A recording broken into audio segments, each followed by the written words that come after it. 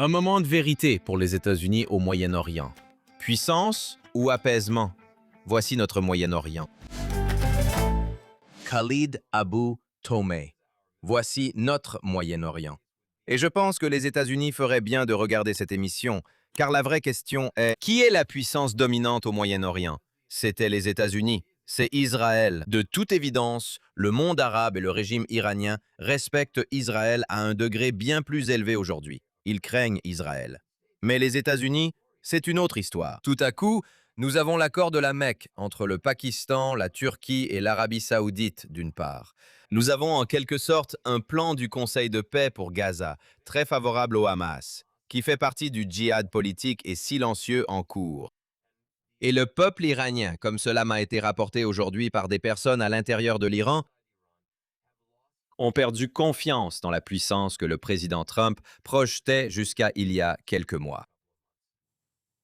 Et que nous dit tout cela alors? Cela nous dit que les États-Unis perdent de la crédibilité parmi les Arabes et les musulmans, ainsi qu'auprès de nombreuses personnes au Moyen-Orient. Et pourquoi cela se produit-il? Parce que les gens voient que les États-Unis ne gagnent pas. Nous continuons de faire référence dans notre programme à la nécessité d'une victoire totale. Et si vous ne gagnez pas, vous perdez. Il n'y a pas de juste milieu. Non, non, ça doit être absolu. Et les Arabes et les musulmans, ils regardent l'Amérique, ils voient le discours ferme de Trump, mais ils ne voient aucune action réelle. Ils entendent parler de renverser le régime iranien, mais le régime iranien est toujours là. Ils voient des déclarations contradictoires venant de Trump et de l'administration américaine, et les gens ne sont pas sûrs. Alors ce que disent les Arabes et les musulmans, en fait, c'est: comment pouvons-nous faire confiance aux États-Unis d'Amérique pour notre sécurité, par exemple? Comment pouvons-nous avoir confiance en ce partenariat? Et comment pouvons-nous compter sur les Américains? C'est le sentiment largement répandu parmi les Arabes et les musulmans. Et je pense, malheureusement, les Américains ne comprennent toujours pas cela. Ils ne voient pas les messages qui viennent du monde arabe et musulman, et c'est très important. L'accord de la Mecque auquel vous venez de faire référence, c'est-à-dire l'accord ou le pacte de défense commune de la Mecque, envoie aussi ce message. En fait, ce sont trois pays islamiques, des pays très importants, qui disent essentiellement aux Américains: nous cherchons des alternatives, nous ne vous faisons plus confiance. Nous ne pouvons pas compter sur vous pour notre sécurité. Et c'est un message qui, vous savez, est très puissant. Et je suis même surpris que cela n'ait pas tiré la sonnette d'alarme à Washington et dans d'autres capitales européennes. Vous avez l'Arabie saoudite, un pays très puissant et riche avec de nombreuses ressources. Ensuite, vous avez la Turquie, avec des industries militaires avancées, avec une grande armée et membre de l'OTAN. Et puis vous avez le Pakistan, avec des armes nucléaires. Un pays à majorité musulmane avec des armes nucléaires. Je veux dire, cette combinaison, cette alliance devrait inquiéter beaucoup de gens. Et je ne vois pas les gens en Occident, vous savez, se réveiller et dire: mon Dieu, que se passe-t-il ici? À un moment donné, on l'a appelé une OTAN islamique et tout le reste. Arrêtons de jouer avec les mots. Ce qui est important ici, ce n'est pas la terminologie. Ce qui compte, c'est le symbolisme. Et c'est très important, les symboles sont très importants au Moyen-Orient. C'est quelque chose que les gens ne comprennent pas. Les Arabes et les musulmans, pour la première fois, unissent leurs forces et disent qu'ils ne font plus confiance à l'Amérique. C'est l'alliance la plus importante, si vous voulez, ou le pacte le plus important depuis la République arabe unie en 1962 entre la Syrie et l'Égypte. Quand c'était, vous savez, temporaire, pas très long, c'était probablement quoi? Quelques années, non? Oui.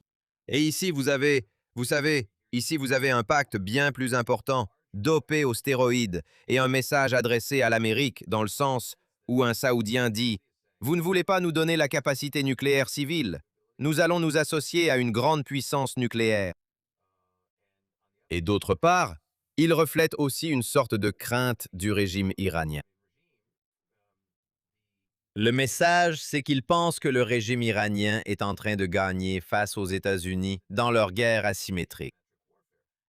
Et c'est le cas. Je veux dire, c'est presque choquant à quel point la direction de la République islamique a essentiellement retrouvé de l'énergie, s'est rétablie. Nous savons qu'ils ont encore des stocks nucléaires d'après ce que nous lisons en Syrie ou qu'ils en avaient en Syrie. Ils en ont en Irak parmi les forces de mobilisation populaire. Ils ont leur relais sur place. Hezbollah se bat de toutes ses forces et Israël combat aussi de toutes ses forces au Liban. Et à Gaza, nous avons une situation de véritable, je dirais, gel total, dans laquelle Israël est dans une meilleure position qu'il ne l'était depuis le 7 octobre. Mais d'un autre côté, le Hamas est toujours bien vivant et actif. Et l'accord de mise en œuvre en 15 points que le Conseil de la paix sous l'ambassadeur Vladanov a maintenant élaboré est vraiment... Ça va pas fonctionner. En gros, cela donne au Hamas le pouvoir de s'intégrer dans la nouvelle force de sécurité. Ils ont en gros les clés de la réserve où toutes ces soi-disant armes mises hors service vont être stockées. Et ils peuvent aussi garder leurs armes personnelles, ce qui veut dire des AK. C'est un set AK, c'était AK-37, AK-47, le AK-47. AK-47. Oui. Ouais, qu'est-ce qu'on a fait? Alors la question que nous devons nous poser est la suivante. Comment sommes-nous passés de la démilitarisation totale de Gaza en septembre 2025, conformément au plan Trump, à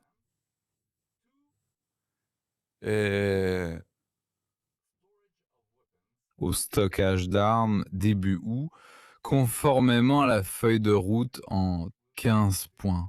Que se passe-t-il ici? Et à une force arabe qui comprendra beaucoup de membres des forces de sécurité palestiniennes de Cisjordanie, c'est-à-dire de Judée-Samarie. Oui, je veux dire, encore une fois, le gouvernement ou le comité technocratique qui siège actuellement au Caire, c'est l'autorité palestinienne sous un autre nom. La partie triste, c'est que nous n'avons pas tiré les leçons des erreurs du passé. L'autorité palestinienne, c'est l'OLP. Arrêtons de jouer avec les noms. Arrêtons de changer d'étiquette. Le gouvernement technocratique, c'est l'OLP et l'autorité palestinienne. La plupart de ses membres sont des fidèles du Fatah, ce sont des fidèles d'Abou Mazen. Si M. Vladinov et le président Trump pensent que le gouvernement technocratique, après avoir reçu les armes, serait capable d'empêcher le Hamas ou le djihad islamique de prendre d'assaut les entrepôts et de reprendre les armes, ils se font des illusions. Personne ne peut arrêter le Hamas. Personne ne peut empêcher le djihad islamique palestinien de remettre la main sur ses armes. La nouvelle la plus absurde que j'ai entendue récemment, et j'espère que ce n'est pas vrai d'ailleurs, c'était celle-ci. Il y a cette proposition d'offrir des milliers de dollars à tout membre du Hamas qui remettrait son fusil. Non, excusez-moi. Qu'est-ce qui se passe ici? Essayez-vous d'acheter ces armes au Hamas? Eh bien, ils prendront l'argent et iront acheter des armes plus récentes et plus avancées avec cet argent. Pourquoi négociez-vous avec ces gens pour acheter des armes? Peut-être que vous allez stocker vos armes ici, et peut-être que nous allons cartographier les tunnels. Qu'est-ce qui se passe ici? As-tu oublié ce que le Hamas a fait le 7 octobre 2023? Le Hamas a apporté le malheur non seulement à Israël. Ils ont apporté le malheur à toute la population de la bande de Gaza, où les gens souffrent encore. La plupart des habitants de grandes parties de Gaza vivent toujours dans des tentes. Et ce que nous voyons en ce moment, même si cela ne fait que 9 ou 10 mois depuis que Trump a annoncé son plan de paix, nous voyons que le Hamas a perdu du territoire. Le territoire qu'il contrôle a diminué. Mais il contrôle toujours plus de 90% de la population palestinienne. Et il reste le gouvernement de facto à Gaza. Alors, qu'avez-vous accompli? Où allons-nous? Je veux dire, je vois une feuille de route. Mais une feuille de route vers où? Une feuille de route pour acheter les fusils AK-47, Kalachnikov, du Hamas. Une feuille de route pour stocker les armes? Que voulez-vous dire par stocker? Et qui va monter la garde et empêcher le Hamas et le djihad islamique de les reprendre à nouveau? Il y a encore beaucoup de questions qui restent en suspens. Je pense pas que quelqu'un ait des réponses. Mais je peux vous dire que dans le monde arabe et musulman, cela est perçu comme un échec. Tout d'abord, nous sommes presque 3 ans après le 7 octobre et Hamas est toujours au pouvoir. C'est une victoire pour le Hamas. La feuille de route est un succès politique pour le Hamas d'ailleurs, celle qui a été publiée récemment par le Conseil de la paix. Il en va de même pour le Hezbollah. Hezbollah est toujours là. Et tout ce discours sur, vous savez, le désarmement du Hezbollah et peut-être qu'on aura un programme pilote ici, et dans cette conviction, d'accord, l'accord a été signé entre le gouvernement israélien et le gouvernement libanais, comme si, vous savez, Israël avait un problème avec le gouvernement libanais et le président libanais. Le problème, c'est le Hezbollah. Et Hezbollah, comme Hamas, est toujours au pouvoir. Ils sont toujours actifs. Hier encore, ils ont grièvement blessé 3 soldats israéliens. Si vous regardez toute la situation, vous verrez que ni l'Amérique ni Israël ne gagnent. Tous ces fronts restent ouverts. Et c'est le message que les Arabes et les musulmans retiennent, à savoir que l'Amérique et Israël sont incapables de remporter la moindre victoire. Et c'est très mauvais. Et en fait, ils ont dégradé les capacités du régime iranien. Mais ce n'est pas important si la perception n'est pas là non plus. Et ici, la perception et la réalité sont tellement éloignées l'une de l'autre. Cela suscite vraiment la curiosité et, je dirais même, la peur du Moyen-Orient envers le régime et ses forces par procuration qui sont tous en place. Dans le monde arabe et musulman, alors les gens se demandent comment en est-on arrivé à arrêter le programme nucléaire de l'Iran et son programme balistique, son programme de missiles balistiques, à négocier la réouverture du détroit d'Ormuz. Oui, Je ne vois plus l'administration Trump parler des armes nucléaires. Je ne les entends plus parler du programme de missiles balistiques. Maintenant, il ne s'agit plus que d'Ormuz. Et cela est perçu comme un signe de faiblesse de la part des Américains, que Trump essaie d'obtenir ou de présenter une sorte de victoire ou une forme de réussite. Vous échouez sur le programme nucléaire, vous échouez sur les missiles balistiques, vous échouez à renverser le régime iranien. Donc, vous devez présenter au public une sorte de réussite. Et aux yeux de Trump et des autres Occidentaux, je ne sais pas, ou de ses partisans, la réouverture du détroit d'Ormuz est un grand succès. Et c'est quelque chose qui, comme je l'ai dit, vous savez, envoie le mauvais message. vous savez, le régime iranien en a fait une prétendue réussite américaine, parce qu'avant la guerre, il était déjà ouvert. Maintenant, pourquoi était-il ouvert? Parce que la République islamique craignait que si elle le fermait, elle serait écrasée par les Américains ou par les Israéliens. Et puis, ils ont réalisé que c'était devenu le point faible ou le ventre mou du peuple américain. Parce que Trump en a fait une question de prix du pétrole et du gaz, d'inflation et de prix des aliments, des prix mondiaux des denrées alimentaires et des prix de l'énergie. Et le régime iranien s'est dit, attendez une seconde, nous avons vraiment un joker ici, parce que nous pouvons transformer une guerre militaire en une guerre économique. Et il y a une déclaration du vice-président Vance où il dit que c'est la priorité numéro 1, les prix du pétrole et la production pétrolière. Et la deuxième priorité, c'est le programme nucléaire de l'Iran. Donc cela confirme en fait ce que vous venez de dire. Et Trump lui-même a dit que ce serait, vous savez, une chose terrible s'il y avait, vous savez, une autre dépression mondiale comme celle de 1933. C'était, je veux dire, ce genre de messages transmis au régime iranien sont du poison pour les États-Unis. Et il semble que nous en ayons déjà parlé, que les États-Unis mènent encore une guerre du 6 octobre. Ce qui signifie qu'ils croient que s'ils frappent l'Iran assez fort, ils reviendront à la table des négociations et feront des concessions. Mais ça ne fonctionne pas comme ça. Ils reviennent à la table des négociations et essaient de manipuler les Américains. Ils gagnent du temps, ils mentent, ils sabotent, ils trompent. Et Donald Trump a fait ces observations. Mais en même temps, vous savez, ces régimes terroristes, dirigés par la République islamique, veulent piéger les Américains dans leur propre discours diplomatique. Et vous savez ce que j'entends alors de la part des analystes politiques arabes qui disent que, vous savez, la stratégie du régime iranien, du Hezbollah et de ses alliés, le Hamas et les Houthis, est d'attendre. Parce qu'ils savent que, vous savez, tôt ou tard, Trump ne sera plus là. Donc ils espèrent survivre à l'administration Trump. Et vous savez, une fois que Trump sera parti, c'est fini. Donc ils vont tolérer encore 1 an et demi, encore 2 ans. Et puis, vous savez, on reviendra à la case départ. Ils savent que Trump n'est pas là pour toujours. Ils savent qu'une autre administration peut arriver et que la politique changera. Et c'est là-dessus qu'ils misent, d'après la plupart des analystes politiques arabes dans le monde arabe. Et je pense que nous sommes dans un état de stagnation en ce moment. C'est figé. C'est figé. Je veux dire, personne ne sait vraiment où nous allons. Le régime iranien est intact. D'accord, leurs capacités militaires ont été gravement affaiblies, vous savez. Le Hamas a été affaibli, le Hezbollah a été affaibli, mais ils sont toujours là.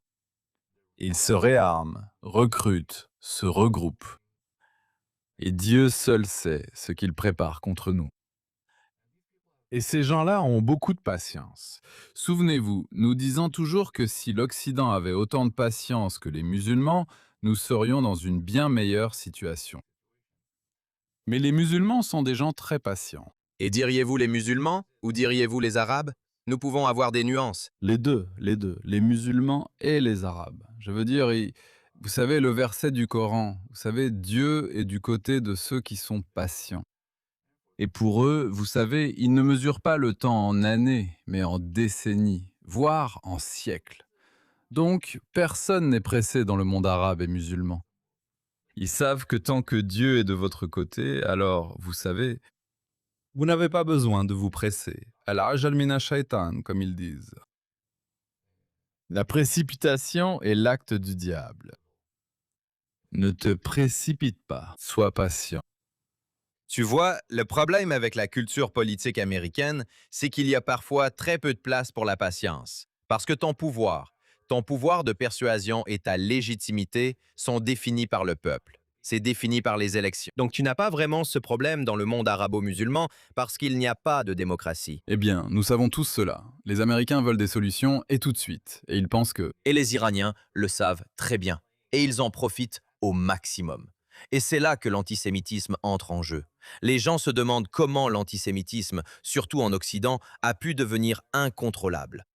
Parce que les Iraniens, les Qataris, les Turcs, les deux extrêmes de l'islam, sunnites et chiites, ont présenté Israël comme le problème de diversion pour le monde libre. Donc, tant qu'ils peuvent faire d'Israël le bouc émissaire, alors ils courent vers la ligne d'arrivée nucléaire, vers la ligne d'arrivée balistique, vers la ligne d'arrivée du terrorisme. Ils maintiennent tout le système et blâment Israël. Et c'est exactement ce qu'ils ont réussi à faire accepter, franchement, à beaucoup de juifs en Occident. C'est que Israël, c'est Israël le problème. Israël, c'est le méchant. Vous savez, Israël, c'est tout ce qu'ils disent, la partie génocide. Ils jettent toutes les pires accusations, vous savez, toutes les ordures. Et ça colle. C'est vraiment énorme. Ouais, on voit que ça colle, tu sais. Encore une fois, ça revient à la guerre de perception dont tu parles tout le temps. Tout est une question de perception. Quel pourcentage, quelle perception tu arrives à créer? À quel point tu influences la façon dont les gens pensent? Et c'est très important. Et c'est pourquoi la perception dans la plupart des régions du monde aujourd'hui, et ça a toujours été comme ça d'ailleurs, parmi beaucoup de gens, c'est que, tu sais, au Moyen-Orient, il y a un conflit. Et dans ce conflit, il y a les gentils contre les méchants. Et les méchants, bien sûr, c'est Israël. Donc cette perception persiste. Comment changer cela? Ça prendra du temps. Ce n'est pas facile. Et nous devons avoir des alliés extérieurs. C'est-à-dire qu'il y a vraiment des gens au Moyen-Orient, à travers tout le Moyen-Orient, dans le monde arabe, dans le monde druze, dans le monde turkmène, dans le monde yézidi. Il y en a tellement, je veux dire, il y a 100 à 150 millions de peuples minoritaires du Moyen-Orient. Et là, en Occident, il y a 700 millions de chrétiens évangéliques, dont beaucoup soutiennent publiquement Israël. Mais cela demande vraiment, je pense, une extension de la contre-attaque contre les méchants, si vous voulez, pour essayer de dénoncer le régime iranien, de dénoncer les Turcs, les Qataris. Il est très important d'amener d'autres alliés à faire de même et de ne pas laisser Israël essayer de toujours se défendre seul. Et il est très important d'aller voir le président Trump et de lui demander pourquoi il fait des affaires avec le Qatar, le principal soutien des frères musulmans. Et pourquoi vous vous alignez avec le président Erdogan, qui, je crois, il y a seulement quelques jours, a dit quelque chose à propos du sionisme? C'est l'une des plus grandes menaces. Ou toutes ces remarques, toute cette rhétorique enflammée, rouge, anti-Israël est très mauvaise. Et nous voyons une escalade des tensions entre Israël et la Turquie à cause de cette politique hostile de la Turquie. Et vous savez, je pense que l'administration Trump peut jouer un rôle, ou le président Trump lui-même. Mais nous ne voyons aucune tentative de faire pression sur les dirigeants du Qatar ou sur Erdogan pour qu'ils adoucissent leur politique. Vous savez, nous ne demandons pas que le Qatar et la Turquie se réveillent le matin et deviennent pro-Israël, mais nous leur demandons de baisser le ton, ce qui est très important. Donc Trump considère le 3 novembre comme son objectif immédiat. Je pense que, selon lui, tout ce qui pourrait perturber cela, vous savez, compromet la possibilité de gagner les élections de mi-mandat à la fois à la Chambre des représentants et au Sénat. Vous savez, Trump, ses propres considérations internes, ce que je comprends d'ailleurs, mais quand il s'agit de politique étrangère, il faut être très prudent. Tout à fait.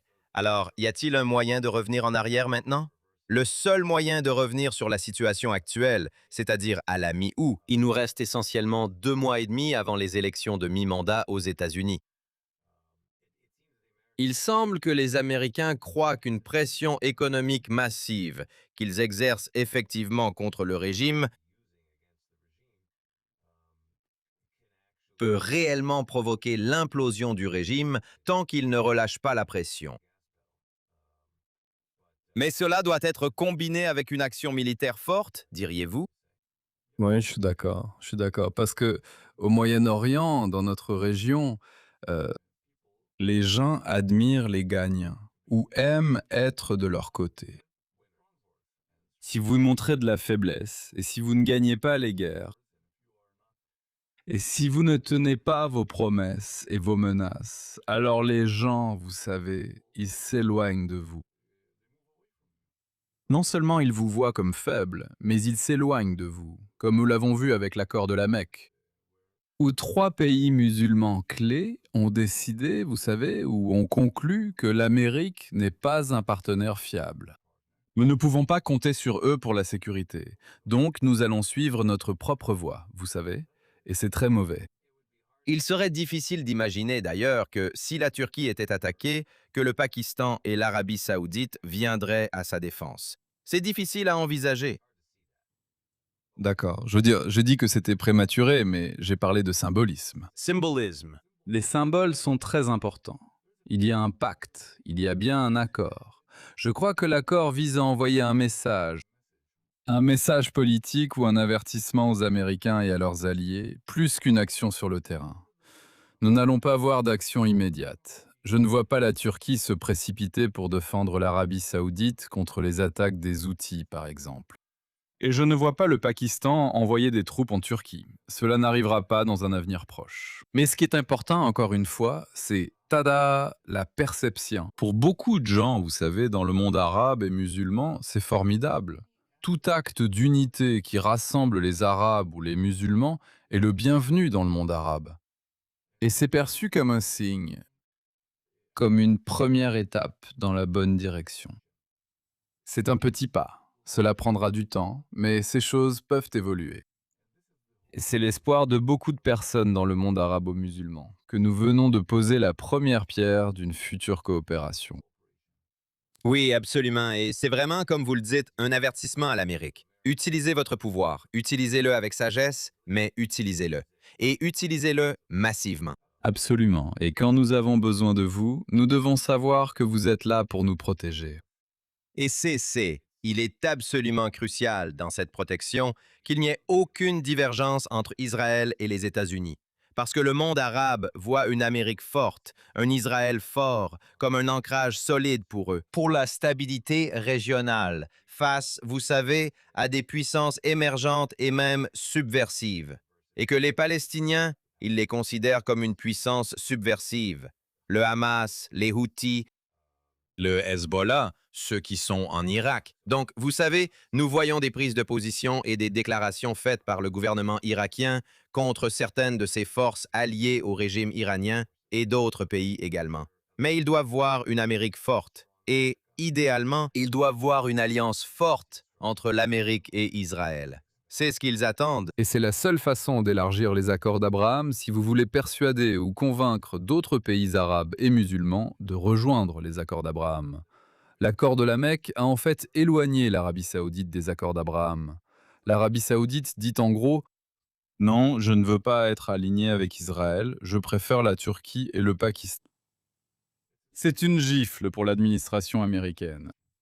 Oui, la leçon d'aujourd'hui, c'est de s'assurer que nous restons la force dominante. Et pour cela, il faut user de sa puissance. C'est le Moyen-Orient. C'est notre Moyen-Orient. Et c'est ce que nous faisons dans notre émission. Expliquer le Moyen-Orient aux personnes qui n'y vivent pas et à ceux qui ne connaissent pas la culture arabe, la culture islamique. C'est très important. Faites attention aux nuances. Faites attention à ce qui est dit. Faites attention aux symboles qui sont très importants. Très, très important. Et comme cette conversation l'est, chaque semaine est importante. Hala Deville, à tous mes chers amis et collègues, je suis Dan Dicker. Merci de nous avoir rejoints pour notre émission sur le Moyen-Orient en ce moment de drame et de crise.